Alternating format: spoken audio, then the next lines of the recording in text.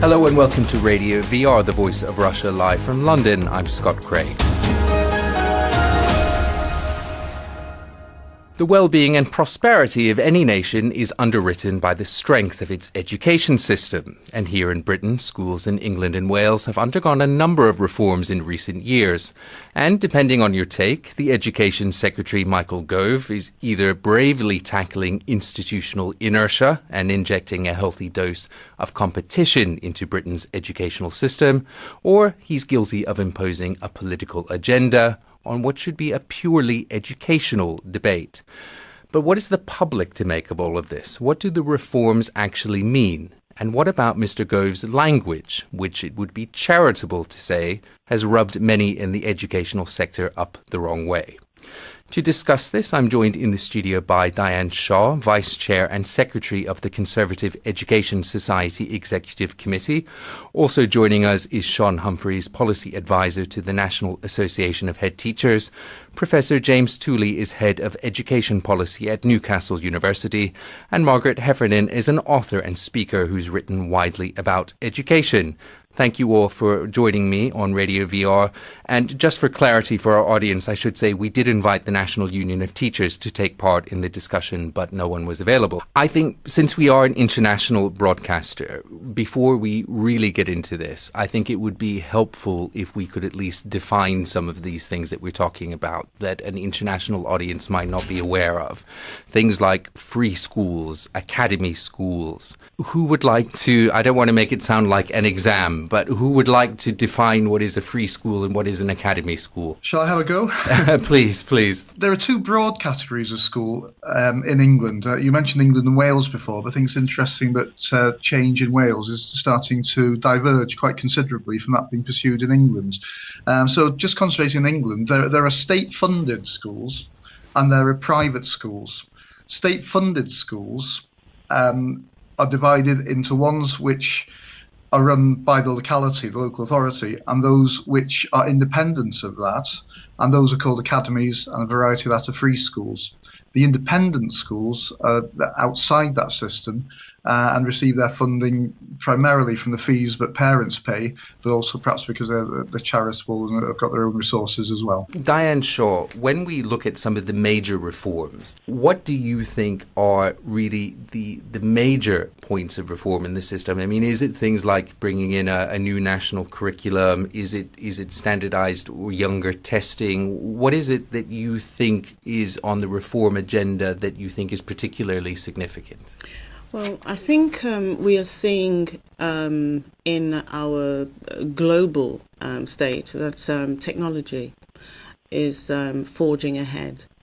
And when you look at a 4-year-old, for instance, and they have a complete synergy with a tablet, you have to think, what is it going to be like when they get to school and they're 9 or 10 and 11, and how are they going to work with the teachers that are tutoring them? So I think a holistic approach needs to be looked at without any real emphasis in any specific area. For instance, I think, yes, we do need to update the curricula because we need to educate people for the jobs of the future. But in the same breath, we also have a lot of people who have gone through the system that also needs a way of us reaching out to them. Sean Humphreys, when you were looking at this, the reforms that have come in or been announced over the past couple of years, what do you think are the really significant things? Because all education secretaries come in, be they Labour, be they Conservative, they come in, they say, yes, I have a new agenda, I have new ideas, this is working, that's not working. But in the case of Michael Gove, are these really deep-seated reforms which he's bringing in? You mentioned before, is it institutional inertia or fighting that, or is it a distinctive political agenda? I don't think that's an either or. I think there's the third thing, which is Michael Gove's place in history as well. But I think the thing that links that is the pace of the reforms is, I think, designed for political reasons to make them very, very difficult to undo whatever happens in 2015 at the next election. That's probably good politics. Now, when we look at the actual individual bits of reform, I think our approach in the NAHT is to not automatically knee-jerk say this is bad, because we're equally critical of the aspects of New Labour's policy as well, but to look at the reforms on a piece-by-piece basis.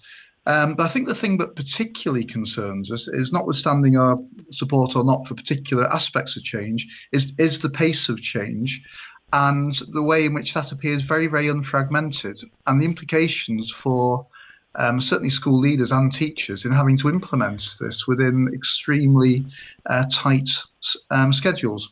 And I think from the political point of view, there's an actual danger there, because if these reforms are not successfully implemented, then they won't achieve that which they purport to seek to achieve. So I think there's an interesting political tension there. You look at these things on a piece-by-piece basis rather than looking at the whole reform package.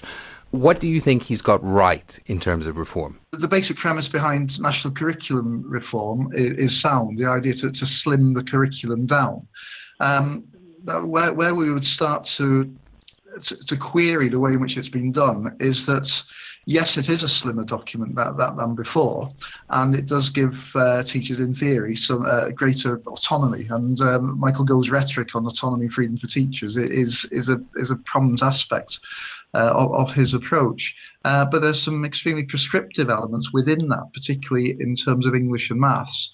So it could be, but the implementation of those might threaten that autonomy in other areas. James Tooley, we will come back to this question about rhetoric a bit later, because I think that's an important part of this debate. But James Tooley, on this question of a national curriculum, do you think that is a good idea in terms of being able to turn the situation around, in terms of, if we look at things like figures from the OECD, Britain is 21st in science, 23rd for reading, 26th for maths? In fact, it's the opposite way around. In 1988, a national curriculum was introduced in this country, and it's become a bureaucratic monolith. And so what Michael Gove, to his credit, is doing is trying to slim this down in order to bring, as I think we've said already, more autonomy, more freedom to schools. So I think where Michael Gove is going right and where he's to be praised is in where he's trying to get rid of bureaucracy, trying to give more freedom to schools. So we've mentioned academies and free schools. He's opened more than 2,000 academies. That's 10 times more than were opened under the last government. He's trying to break the university monopoly on teacher training. That's a great thing, by bringing in Teach First, Teaching Schools, Schools Direct, all these sort of areas, breaking monopoly of what he would call the blob. And he's trying to, as they say, slim down the curriculum so that, yes, you can focus on the major things like literacy and numeracy, but otherwise give more freedom to schools. So these are all good things. I think he can be praised for standing up in this way. Margaret Heffernan, you've written a piece, Who Will Stop Michael Gove Before It's Too Late? And you go on to look at various aspects of this that all, in essence, come back to the same theme, which is competition. Why inject this theme of competition into education in various guises? I'll let you elaborate on that. But in general, what is wrong with a healthy dose of competition in education? Some students do better than others. Some teachers are better than others. We can't all be A students. You reject the premise of competition in education? Yes, I do, because Michael Gove might like to call it the blob, which is a pretty unhelpful phrase. But I think, the creation of the academies and the free schools and this whole kind of mishmash of reform is clearly an attempt to create a market in education. And what we know about competitive markets is that they're virtually always unfair. We know that they create a lot of waste, and we know that there are huge areas in which they don't work. And the notion that our kids are going to be kind of parcels fought over in this competitive market, I think, is pretty uninspiring. Kids don't have to be encouraged to be competitive. They are competitive. Encouraging schools to compete with each other militates against sharing knowledge and sharing expertise. The focus on exams is teaching exactly the wrong lessons to kids, which is, first of all, it's the product, not the process, that matters. What you have to do is come out of schools with lots of great grades, because otherwise you're sunk. The world is divided into winners and losers, and if you're not a winner, really, your life is over. Now, if you believe, as Mrs. Thatcher did, that the world or society only needs a few winners, then that system will definitely deliver for you. But if you believe that society needs a vast array of skilled, competent, confident people, then it definitely won't. And I think, what concerns me as someone who's run many businesses and employed thousands of people is that this win-lose mentality is so profoundly unhelpful when kids start working. They really do think, that if they don't get the most attention, if they don't get the best assignments, if they don't get the best grades, that they won't work well. And this creates havoc in the workplace. Now, I don't believe for one moment the only role of education is to create a really inspiring workforce. But as someone who's working at the end of this pipeline of education, I am dismayed by what it is producing, which is the wrong attitude to work, the wrong attitude to learning, inflexible attitudes to knowledge. I think it's absolutely devastating. May I come in here, Scott? Please do. Yeah, I mean, it's very interesting. I categorically disagree with everything Margaret has said. And she can't have it both ways. She's describing the current system, bringing this inflexible attitude to knowledge and bringing things that employers and businesses don't want. And then she accuses the Secretary of State for trying to open the system up and improve it. And she says by bringing in a so-called market in education, this will be unfair, wasteful, and so on. What you've got to realize is the current system is unfair.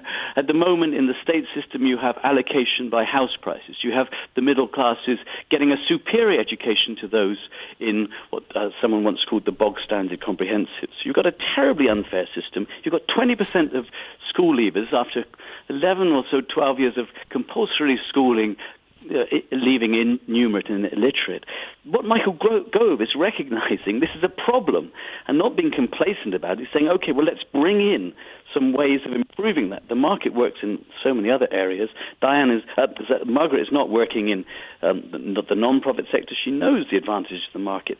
These things can work for schools too, and that's what Michael Gove wants to bring in. I'm very far from complacent, and I absolutely take your point, that the allocation by house prices or it's a disgrace. The allocation by pushy parents definitely doesn't work.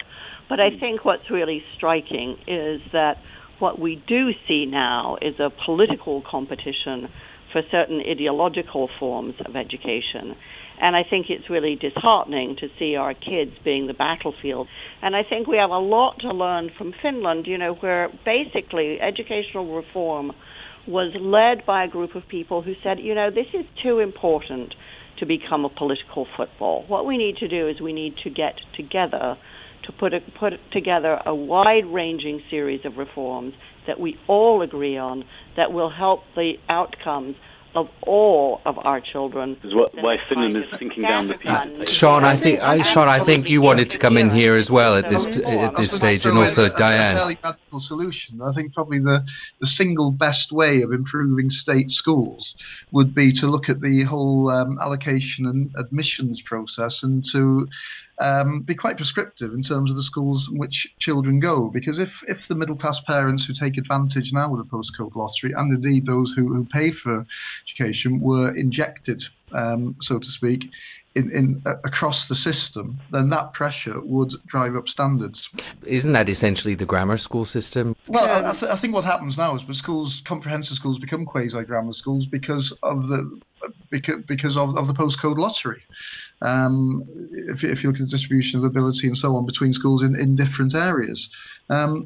I think also the point that Margaret was making about the qualities, the attributes of school leavers, I think is interesting. But the types of things that the CBI are saying, which I think probably would reflect Margaret's point, and a report that Pearson commissioned recently with an independent panel of academics and industrialists, are saying precisely the same thing. But Mr. Gove is not listening to those people. Diane Shaw, let me bring you in here. Yes, I first of all, I think it was politics initially many years ago that helped to structure how we moved forward with our national educational system.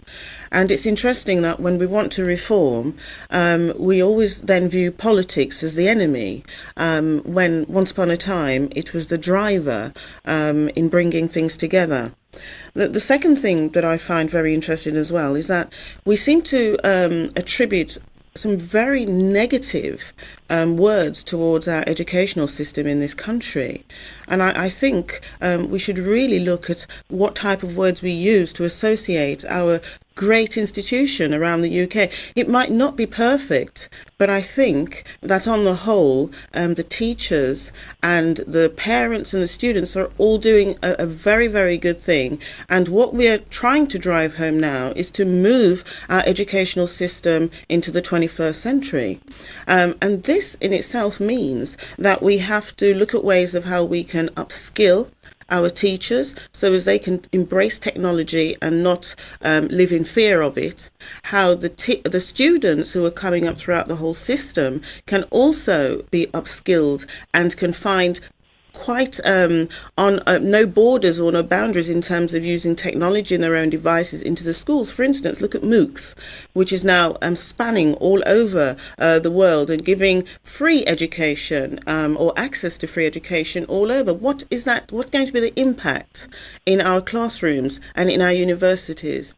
And then lastly, competition. Competition is always healthy. If we look at universities, they compete against each other, and the student and the parent makes the choice. And I don't think that competition should be viewed as a dirty word within the educational world. Margaret, you come in there. Competition is always healthy, is preposterous. One reason we don't have any free markets is because we all absolutely recognize that competition regularly and spectacularly backfires. One reason we have epidemic levels of cheating in exams is because the competition for the prize has become so overrated compared to the process of learning. I think the other thing Diane said about technology is really very interesting. As someone who's run technology companies, I'm perhaps a little bit less dazzled by it than other people. I think it definitely has a role to play. But fundamentally, what technology is doing is disrupting the world of work so profoundly that we don't know what we're educating children for. We don't know really what they're going to need to learn in the future. Sean Humphreys. I think one of the problems, I talked about the pace of reform and the implementation. The sequence is wrong. We ought to start with curriculum, then look at assessment, then accountability. Now, the government acknowledged in the consultations for reform that this was out of kilter, and the accountability, the performance tables that Margaret alluded to, have too great an influence and too great a determinant on behaviours in schools. Yet we see very little evidence that that sequence of curriculum, assessment, accountability is what's underpinning the reforms, and teachers do feel battered by that, and that's part of the issue with academies as well, the forced academisation process.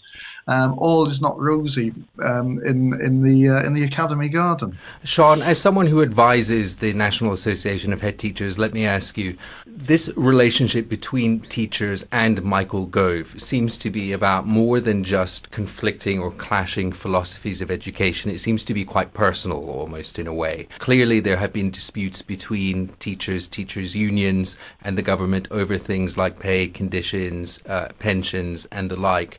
Is that kind of political dispute overshadowing, in a sense, the wider discussion that we're having about education and educational philosophies? I think if it does descend into that, then it's distracting attention away from the key issues.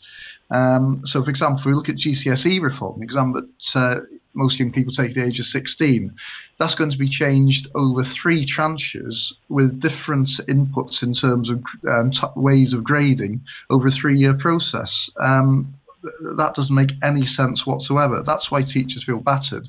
That's the sort of thing which will make the underlying principles of the reforms at risk of being attained.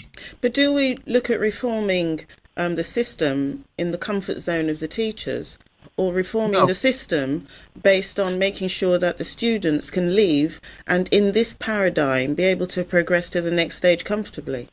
We make the reforms on the basis of what will best give a chance for the underlying aims to be achieved. And if you take the reforms in primary schools, the fact that the new national curriculum is being introduced in a big bang sort of approach, everyone will do it apart from 2-year groups. That is ridiculous. If this was being done in a sensible, rational sort of way, it would be introduced at the start of each key stage, i.e. at the age 5 and age 7, and then roll through. And it comes to the point I made earlier about the pace of change. One of the things driving that is Michael Gove's desire to build his own legacy. He's a man in too much of a hurry. James Tooley, let me bring you in there. Is this clash between teachers and Michael Gove? And let's be honest, Michael Gove really rubs teachers up the wrong way. I'm sure he has his supporters amongst the teaching body, but in general, he does seem to rub teachers up the wrong way. Is that getting in the way of a wider discussion about policy? Yeah, and I wouldn't want to overdo it. I mean, you've got a very reasonable spokesperson there from the NAHT talking, and some of the unions are very vocal in their disapproval of Michael Gove, but many teachers that I know are in favour. So it's not as quite as clear cut as that.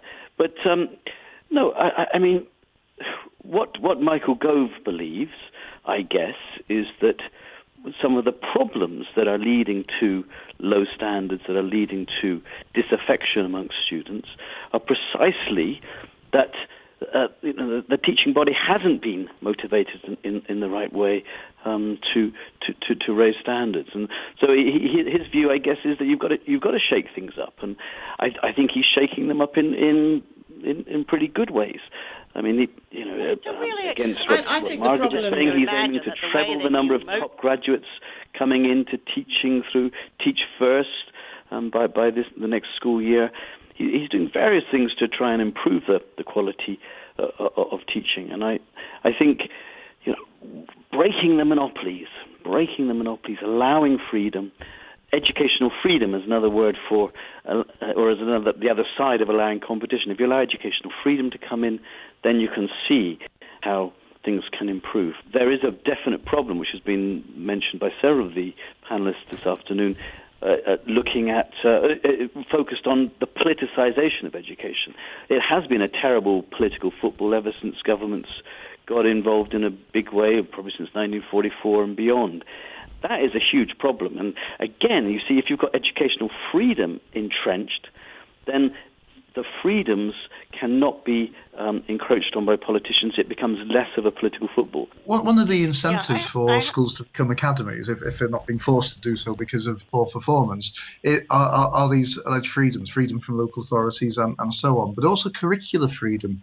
Now, I think that's a bit of an illusion because of the point I was making before about accountability. If you take secondary schools, the way in which the new accountability framework will work is that it's virtually defining which subjects young people will study between the ages of 14 to 16, not based on the freedom for schools to develop a curriculum which they consider to be most appropriate, but because of the subjects that are going to have to be taken in order for the school to perform in the new reformed performance table regime.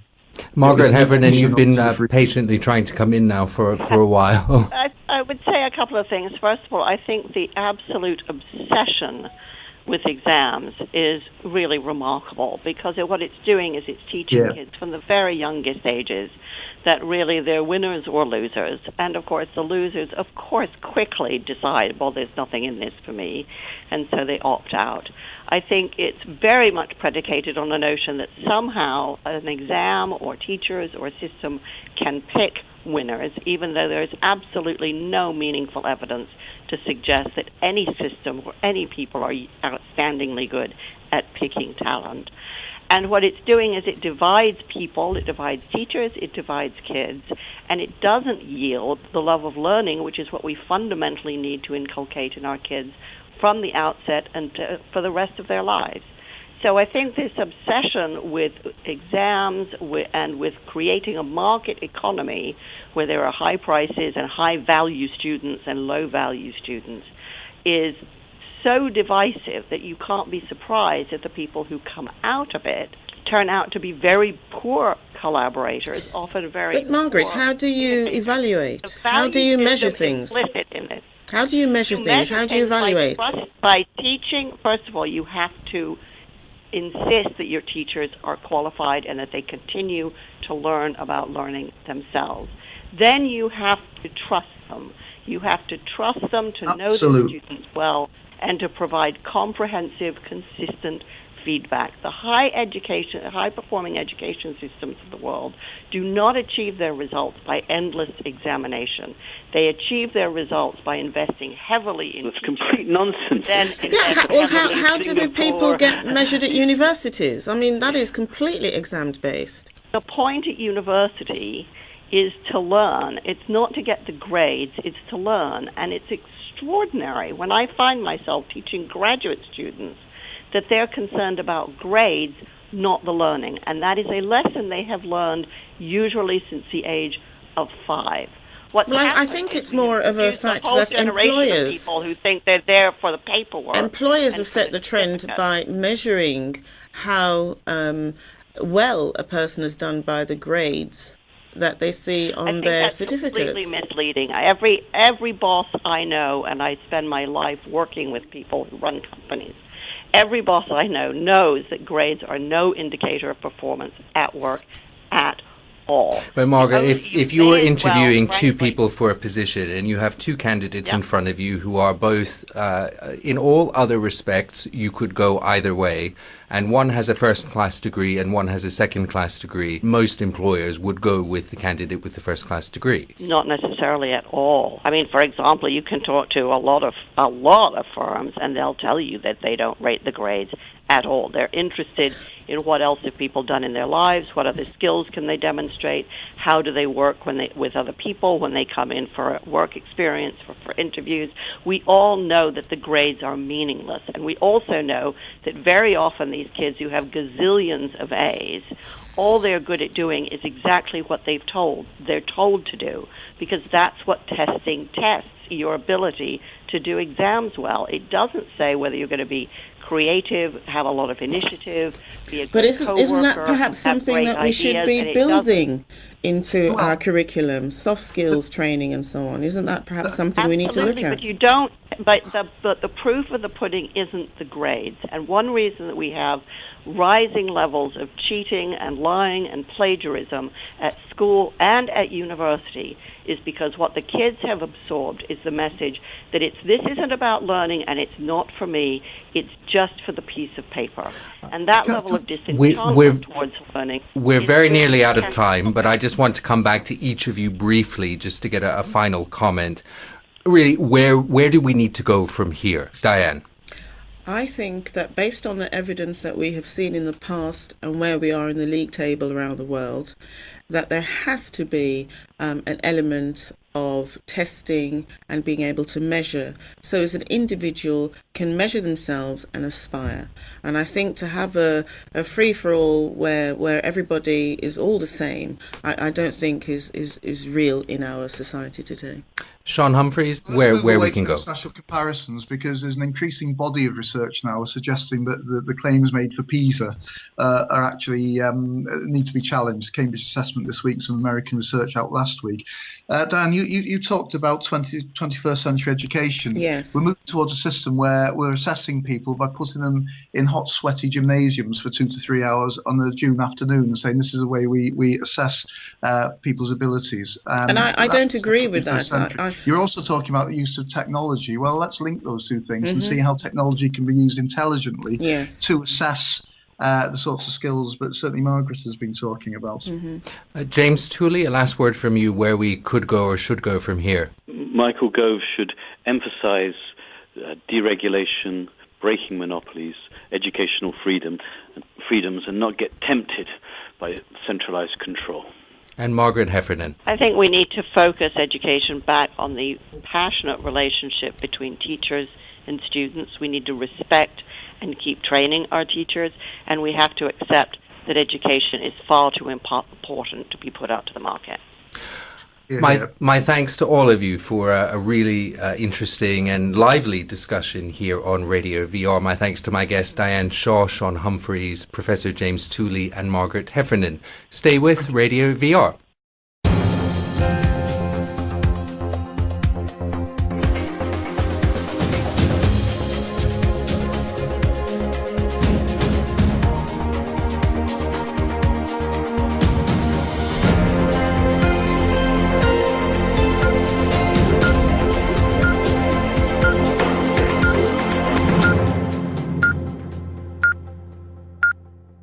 Is it standardized or younger testing? What is it that you think is on the reform agenda that you think is particularly significant? Well, I think we are seeing in our global state that technology is forging ahead. And when you look at a 4-year-old, for instance, and they have a complete synergy with a tablet, you have to think, what is it going to be like when they get to school and they're 9 or 10 and 11, and how are they going to work with the teachers that are tutoring them? So I think a holistic approach needs to be.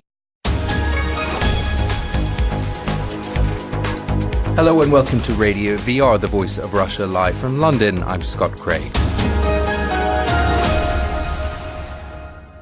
The well-being and prosperity of any nation is underwritten by the strength of its education system. And here in Britain, schools in England and Wales have undergone a number of reforms in recent years. And depending on your take, the Education Secretary Michael Gove is either bravely tackling institutional inertia and injecting a healthy dose of competition into Britain's educational system, or he's guilty of imposing a political agenda on what should be a purely educational debate. But what is the public to make of all of this? What do the reforms actually mean? And what about Mr. Gove's language, which it would be charitable to say has rubbed many in the educational sector up the wrong way? To discuss this, I'm joined in the studio by Diane Shaw, Vice Chair and Secretary of the Conservative Education Society Executive Committee. Also joining us is Sean Humphreys, Policy Advisor to the National Association of Head Teachers.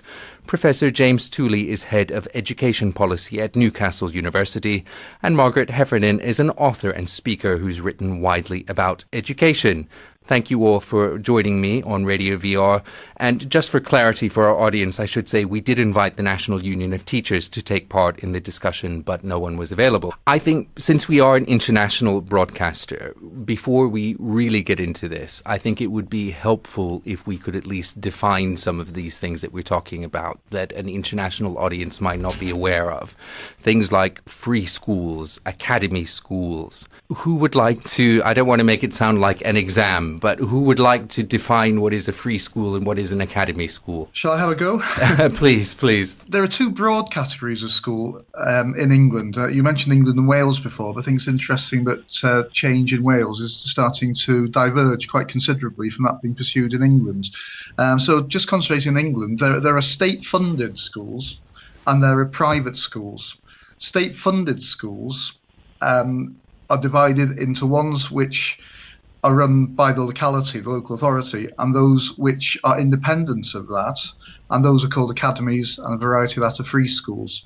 The independent schools are outside that system and receive their funding primarily from the fees that parents pay, but also perhaps because they're charitable and have got their own resources as well. Diane Shaw, when we look at some of the major reforms, what do you think are really the major points of reform in the system? I mean, is it things like bringing in a new national curriculum?